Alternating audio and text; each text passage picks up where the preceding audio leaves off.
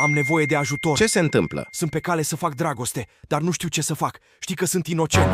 Ea e în baie, se pregătește. Ok, relaxează-te. Nu e complicat. Doar ține minte că preludiul și ce faci după sunt foarte importante. Ce fac după? Adică, Vorbești serios. ce? Nu sunt pregătit pentru asta. Am un atac de panică. După act, trebuie să-i dai atenție. Adică nu te întoarce cu spatele la ea să joci Brawl Stars. Probabil ar începe să plângă. Să plângă? Sunt stresat. Când vine vorba de preludiu, cu cât e mai lung, cu atât e mai bine. Ok. Cred că iese din baie. Ținem pumnii. Bafta! Poți să o faci. Cum a fost? M-a dat afară. A fost atât de rău. Nu, nici măcar n-am făcut-o. Dar ce s-a întâmplat? Nimic. A ieșit din baie și mi-a arătat ciresele. Și apoi? Când le-am văzut am zis, ce pepeni copți! Ce pepeni coptii? Nu se poate. Nu am vrut, doar a ieșit din mine. Doamne ferește!